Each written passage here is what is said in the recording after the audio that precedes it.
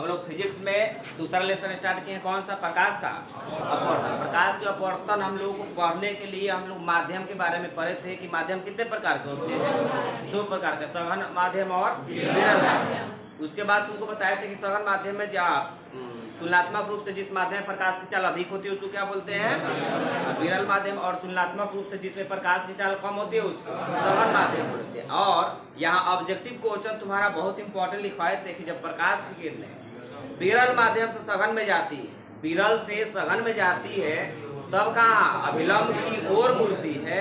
अब जब सघन से विरल में जाएगी तो अभिलंब दूर भागती है। दूसरा जो है तुमको ध्यान से सुनोगे, तीसरा इंपॉर्टेंट छूट गया था, उसमें जा करके ऐड कर लोगे कि मान लो कि हमारे पास क्या है कि ऊपर वायु है और नीचे जो है तुम्हारा हम मान लेते हैं कि जल है ना।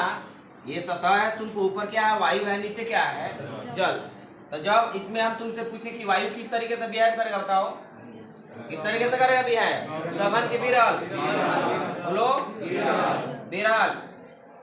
ये होगा विरल और ये बताओ जी सघन होगा। अब बता दो हमें कि देख लो किस तरीके से पिक्चोरियल हम तुमको बता रहे हैं कि मान लो कि यहाँ से हम किरणों को यहाँ भेजे थे, तो जहाँ भी किरणें ये पड़ रही है ना, ये यहाँ एक नॉर्मल डाल दो। क्या डाल दें? नॉर्मल अभिलंब, याद है प्रकाश के परावर्तन में नॉर्मल डाल दो।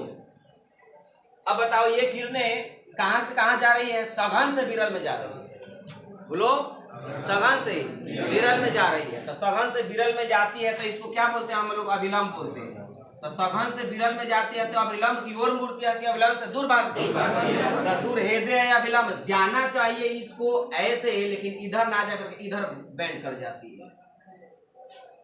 समझे कि ना समझे? इधर नहीं जा करके सीधे न जाकर हेदे देखो अभिलंब से दूर भाग गई।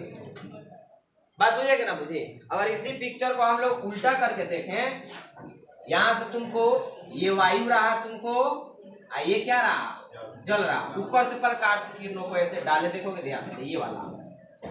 तो यहाँ जहाँ भी प्रकाश की किरणें आपकी पूरा वहाँ एक क्या कर दो? नॉर्मल डाल दो। अब बताओ हमें ये सघन से विरल में जा रही है कि विरल से सघन में जा रही है? विरल से सघन में। तो अभिलंब से दूर भागेगी, अभिलंब की ओर भागेगी। तो ये रहा, इसको जाना चाहिए सीधे, लेकिन इधर ना जाकर के इधर आ जाती है। बात समझे कि ना समझे? तो इसको हम लोग समझ जाएंगे पिक्चोरियल द्वारा। अच्छा, उसके बाद तीसरा इंपॉर्टेंट चीज है, याद करो कि प्रकाश के परावर्तन में जब मिरर पर हम लोग प्रकाश की किरणों को लंबवत डालते थे तो क्या होता था? 0 डिग्री पर परावर्तित हो जाता था उसी माध्यम में, याद है? लेकिन इसमें हम तुमसे पूछे कि देखो ये तिरछा लाइन डालोगे ना तो अभी अभिलंब की ओर चाहे अभिलंब से दूर भागेगी, लेकिन सीधा अगर डालते हो तो क्या होगा? प्रकाश की किरणें जैसे के तैसे एकदम पार कर जाएगी एक माध्यम से दूसरे माध्यम में। मतलब क्या कि जब प्रकाश की किरणें सघन से विरल में जाए या विरल से सघन में जाए, अगर वह लंबवत हो तो सीधे पार कर जाएगी। याद रहेगा बातें, जाकर के उसमें ऐड कर लोगे ना। बात समझे? ये सब जो हम लोग पढ़े हैं तुमको प्रकाश के अपवर्तन पढ़ने के लिए कि प्रकाश के अपवर्तन पूरी तरीके से आ जाए समझ में। अब देखो प्रकाश के अपवर्तन पढ़ने के लिए तुमको प्रकाश का परावर्तन याद करना चाहिए। दोनों को रिलेट करके पढ़ेंगे ना हम लोग तो तुमको अच्छे से आएगा समझ में। और प्रकाश के परावर्तन में तुम क्या जानते हो परिभाषा? जब प्रकाश की किरणें किसी अपारदर्शी माध्यम पर, यहाँ एक एक वर्ड इंपॉर्टेंट है, ध्यान से सुनोगे। जब प्रकाश की किरणें किसी अपारदर्शी माध्यम में पड़ती है, पढ़ने के बाद उसी माध्यम में लौट जाती है, उसी माध्यम में लौटने की क्रिया को हम लोग क्या बोलते हैं? प्रकाश का परावर्तन कहते हैं। बात समझे कि ना समझे? यहाँ देखो कितना वर्ड हम लगाए हैं, ध्यान से सुनोगे। परावर्तन में लगाए हैं कि इसमें माध्यम कैसा था? अपारदर्शी, याद है? अपारदर्शी था। प्रकाश की किरणें उसी माध्यम में लौट रही थी, याद है क्या? उसी माध्यम में लौटेगी तो ही परावर्तन होगा, और दूसरे माध्यम में लौटेगी तो यहाँ आ गया अपवर्तन, याद रखेंगे। तो प्रकाश के अपवर्तन में ये घटनाएं थी, याद रखोगे ना। समझे कि अपारदर्शी माध्यम था, इसमें तुम्हारा उसी माध्यम प्रकाश की किरणें लौट रही थी। इसमें देखोगे, अच्छा एक और चीज, इसमें जो है 90% किरणें जो है तुमको परावर्तित हो जाती है, याद है क्या? परावर्तन में नहीं याद है, परावर्तित हो जाती है। जैसे ये हुआ हमारे पास विरल, 100 किरणें डाले इस पर, तो 100 में से 90 को पार कर, कुछ ऑब्जर्व हो गई, कुछ पार कर गई इसमें से, बोलो। यानी इसमें 90% किरणें परावर्तित हो जाएंगी। इनको चीज इसमें सीखे हम लोग। अपवर्तन में देखना, अपवर्तन में क्या है। अपवर्तन तुम्हारा कहता है प्रकाश की अपवर्तन ये कि जब प्रकाश की किरणें, सुनो, जब प्रकाश की किरणें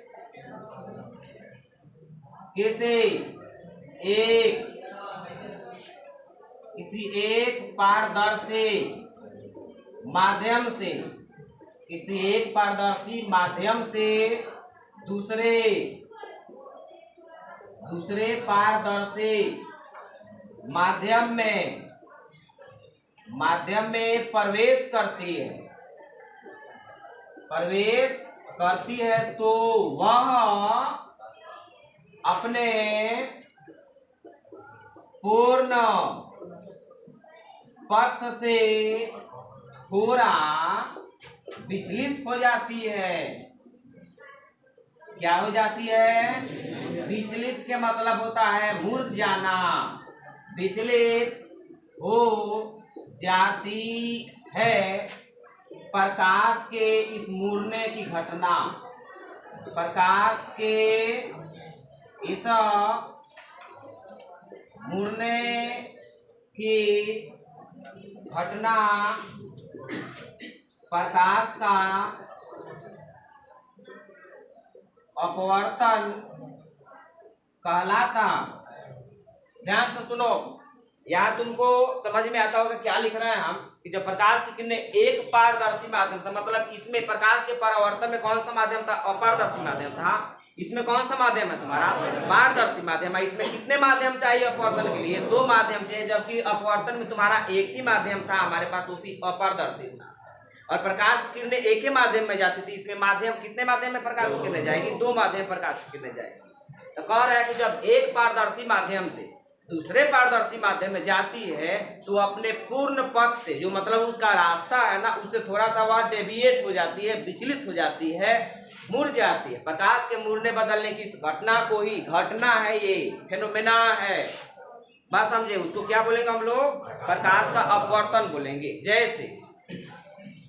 जैसे हम तुमसे पूछे, देख लो, ये हमारे पास कोई सतह है, माध्यम को अलग करने वाली ये सतह है, ऊपर क्या है? वायु है। ऊपर क्या है?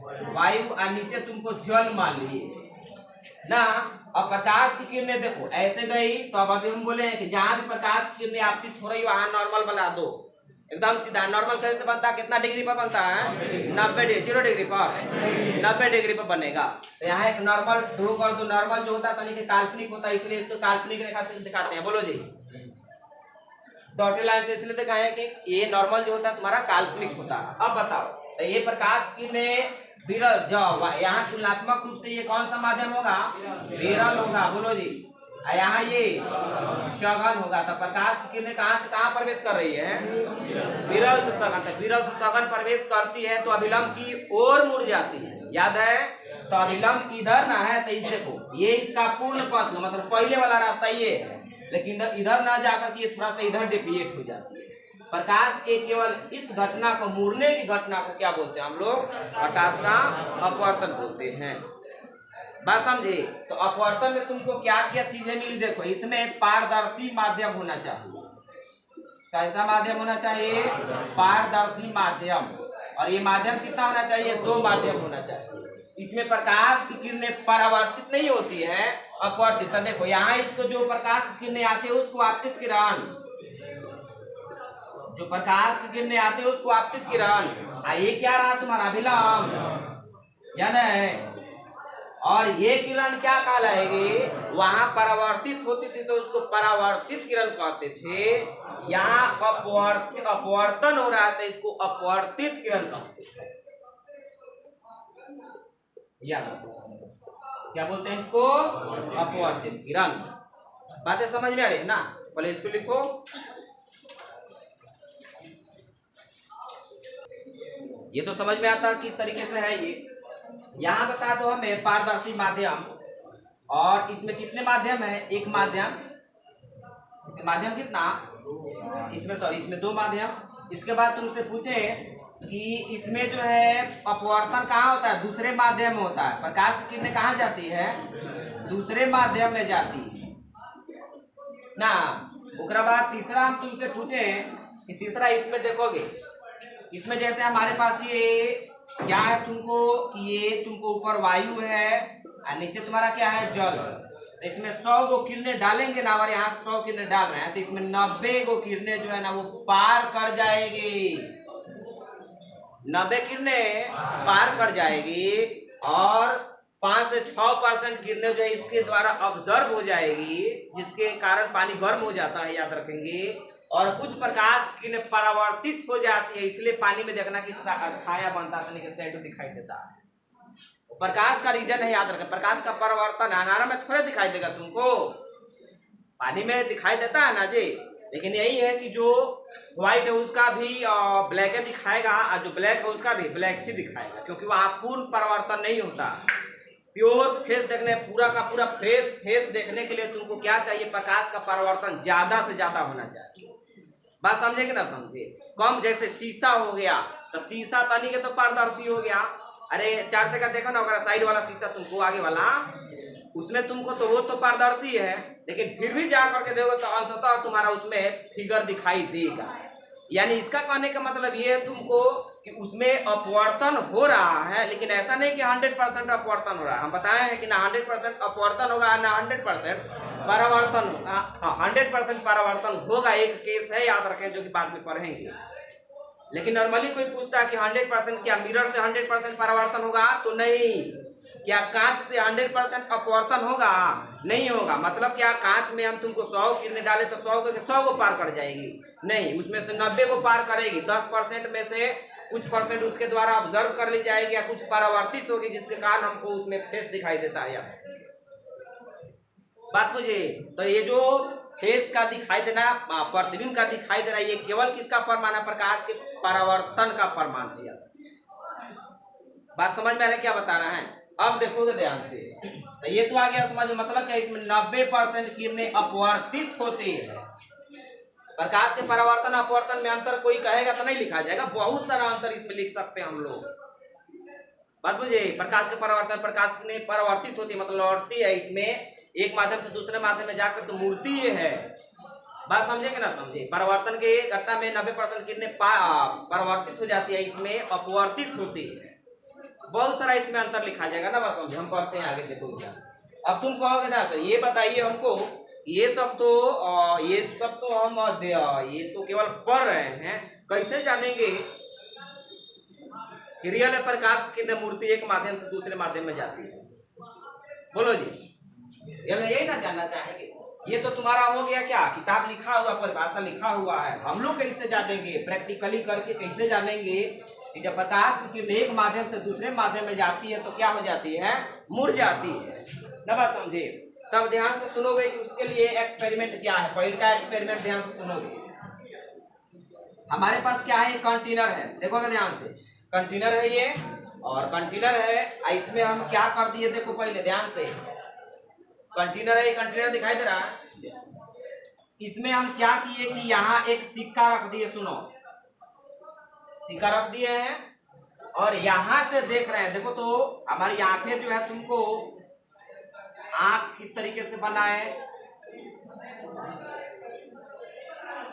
ये जो है उल्टा बन गया।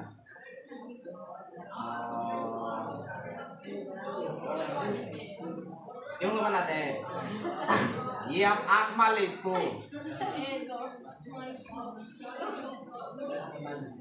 कहते हैं आंख तुम्हारा। देखो बैल का आंख ही बनाई, ये है आंख, सही ना आंख होता है। अरे ना बाहर से गोल गोल है, अंदर में यूं है। यहाँ से अगर देख रहे हैं तो देखोगे ध्यान से, इंपॉर्टेंट है, बड़ा इंपॉर्टेंट है। अब मान लिया हम अपने आंख को वहां रखे हैं जहां से सिक्का दिखाई। अब ध्यान से सुनो, इस बर्तन में केवल क्या है? सिक्का है। केवल क्या है? अब हम अपने आंख को वहां रखे हैं जहां से सिक्का दिखाई नहीं दे रहा। समझ रहे हो कि ना? हमारी बात समझ रहा है कि नहीं समझ रहा है? हमारे पास एक कंटेनर है यहाँ, ओकरा नीचवा एक पेंदी में सिक्का है, यहाँ से ऐसा जगह खड़े हैं कि हमको सिक्का दिखाई नहीं दे रहा, बात समझे, नहीं दे रहा है दिखाई। अब क्या करते हैं कि कोनो दूसरा कोनो कहते हैं कि पानी ले जाके डालो, पनिया ले जाके डालेगा ना, पनिया डाल देगा ना तो सिक्का दिखाई देने लगेगा, वो सिक्का क्या होने लगेगा, दिखाई देने लगेगा। याद रखेंगे, सिक्का दिखाई देने लगेगा। सिक्का का दिखाई देना ये बताता है कि प्रकाश किरणें मुड़ गई है, जाना चाहिए उधर, लेकिन चल गई है ऐसे, क्योंकि हम लोग विरल से कहाँ देख रहे हैं, सघन में देख रहे हैं। बात समझे कि ना समझे? तो किरणें हमारे आंख से जा रही थी उस पेंदी के पास, इधर नहीं आ रही थी, सिक्का इधर रहा है। और जैसे पानी डाले ना तो प्रकाश किरणें वैसे गई, ऐसे जैसे है ये पानी में प्रवेश की तो ऐसे मुड़ गई है, मुड़ गई जहाँ वही जो सिक्का है हम लोग को दिखाई दे दिया। तो ये प्रमाण है तुमको कि प्रकाश का अपवर्तन मतलब प्रकाश की किरणें मुड़ती है। कब? जब सघन से विरल में जाए तब, या विरल से सघन में जाए तब। दूसरा एक्सपेरिमेंट ध्यान दो।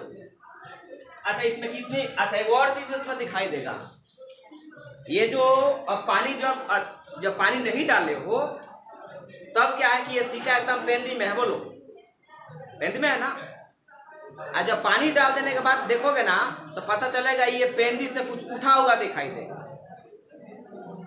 ये पेंदी से कुछ उठा हुआ, जा करके देखना, प्रैक्टिकली देखना जा करके। तीसरा ऑब्जर्वेशन तुमको क्या मिलेगा, तीसरा मिलेगा उसमें कि ये जो सिक्का जो है ना अपने आकार से थोड़ा मोटा दिखाई देगा, बड़ा दिखाई देगा।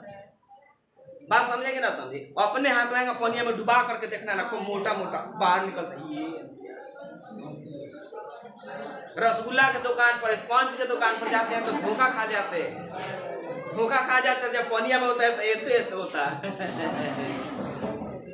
कहता है कि दीजिए कैसे है, तो 10 रुपये है, 10 रुपये का, तो बड़का बड़का 10 रुपये है। अब वो कहता है, बाहर निकालता है तो ऐती तक मन दुखी हो जाता है, ये दिक्कत है, ये बेईमानी कहीं ना कहीं है। तो ये तुम्हारा प्रकाश के अपवर्तन की घटना है, याद रखेंगे। 3 ऑब्जर्वेशन दिखाई देंगे इसमें। पहले का कि कोई वस्तु जो है तुम्हारा नहीं दिखाई दे रही है, वो पानी डाल दे रहे हो तो दिखाई दे रही है, उसमें बता रहा है कि प्रकाश का अपवर्तन मतलब प्रकाश की किरण मुड़ रही है। और उसमें घटनाएं 2 और घटती है, साथ साथ ही घटती है कि अपने सतह से नीचे, जैसे मछलियों को देखना पानी में बड़ी बड़ी दिखाई देती है, बाहर निकलती है चुकी है। मछली पकड़ने वाले लोग को ऐसे पता होगा, जैसे बाढ़ यहाँ आता है, बारिश होता है तो जितना सरोवर का है सब मछलियाँ निकलती है, तो पानी में देखना बड़ी दिखाई देगी, अगर बाहर निकलते हैं ना एकदम छोटे दिखाई देते, तो वो अपवर्तन की घटना है।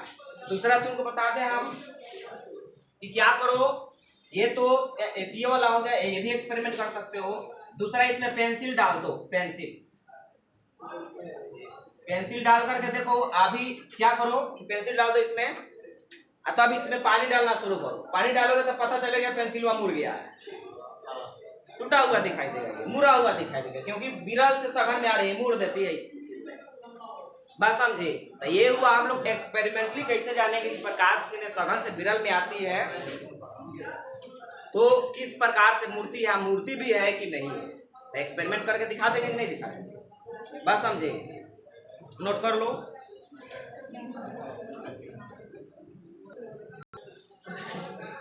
चलो जी, अब ध्यान से सुनोगे प्रकाश के अपवर्तन के नियम। तो प्रकाश के परावर्तन के कितने नियम होते हैं? 2। और अपवर्तन का भी कितना नियम?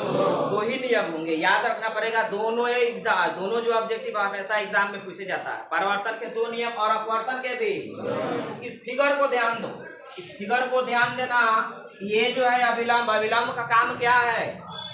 अभिलंब का काम क्या है? कोण को मापना। कोई भी कोण हो तो हमेशा कहाँ से मापेंगे? अभिलंब से। कहाँ से मापेंगे? अभिलंब से। तो ये बात बताओ, ये है अभिलंब और ये है आपतित किरण। तो आपतित किरण और अभिलंब के बीच के कोण को आपतन कोण कहते हैं। याद है क्या?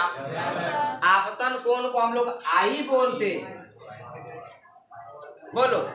और हम तुमसे पूछे, ये अपवर्तित किरण है, वहां परावर्तित किरण थी तो परावर्तन कोण बोलते थे। यहाँ ये अपवर्तित किरण है, अपवर्तित किरण है। या कोण कहाँ से मापेंगे? अभिलंब से। तो हई वाला ना कोण लेंगे हम लोग। अपवर्तित किरण तथा अभिलंब के बीच के कोण को अपवर्तन कोण कहते हैं। क्या बोलेगा उसको? अपवर्तन कोण। तो पहल का तो तुम्हारा ये नियम हो गया। प्रकाश के अपवर्तन के कितने नियम है जी? देखो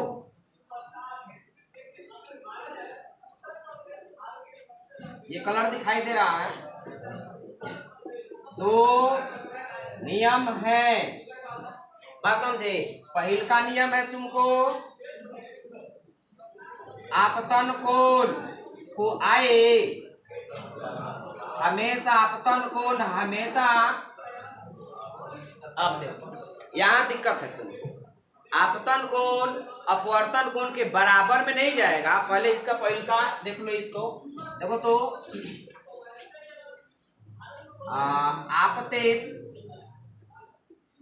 आपतित किरण, कौन किरण? अपवर्तित किरण, अपवर्तित किरण एवं बोलो अभिलंब, एवं अभिलंब तीनों एक ही तल में होते हैं या एक ही सतह में होते हैं जी? बोलो। प्रकाश के परावर्तन का भी नियम में पहले का यही था तुमको, तो वहां केवल ये बदल गया था, वहां परावर्तन था, वहां परावर्तित किरण लिए थे। बात समझे? तीनों एक ही तल में होते। पहले लिखना प्रकाश के अपवर्तन के 2 नियम है, लिखो पैराग्राफ चेंज करके। चलो जी, हिंदी है जो बताए हैं पहले ही तुमको, हिंदी जो है अमेरिका में नहीं पढ़ाई होता था ना।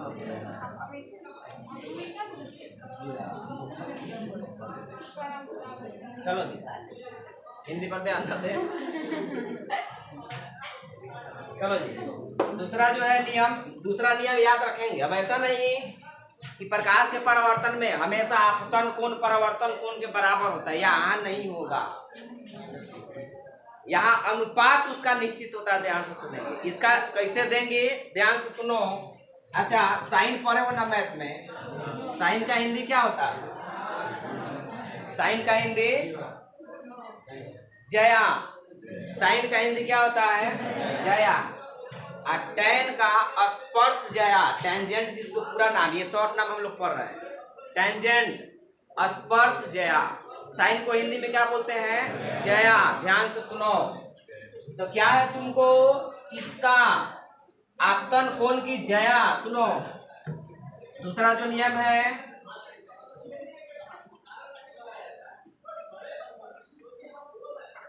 आपतन कोण की जया तथा अपवर्तन कोण की जया का अनुपात एक नियतांक होता है, नियतांक होता है।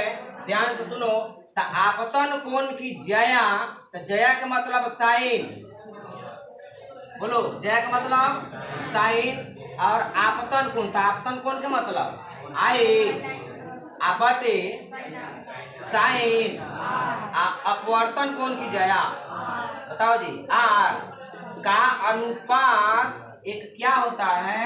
नियतांक होता है। इस नियतांक का मतलब जब तुमको हम अपवर्तनांक पढ़ाएंगे, याद रखेंगे, तो पूरा अभी वीडियो जो है बहुत लॉन्ग हो चुका है, याद रखेंगे, तो उसमें हम पूरा डिटेल में देंगे। इसी नियम को याद रखोगे, इसी नियम को स्नेल का नियम भी कहते हैं।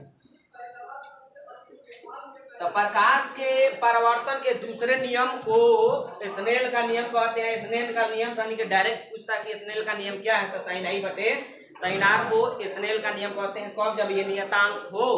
तब ये नियतांक का मतलब क्या हुआ हम अगले लेक्चर में बताएंगे। तब तक लिए नोट कर लो। जय हिंद, जय भारत।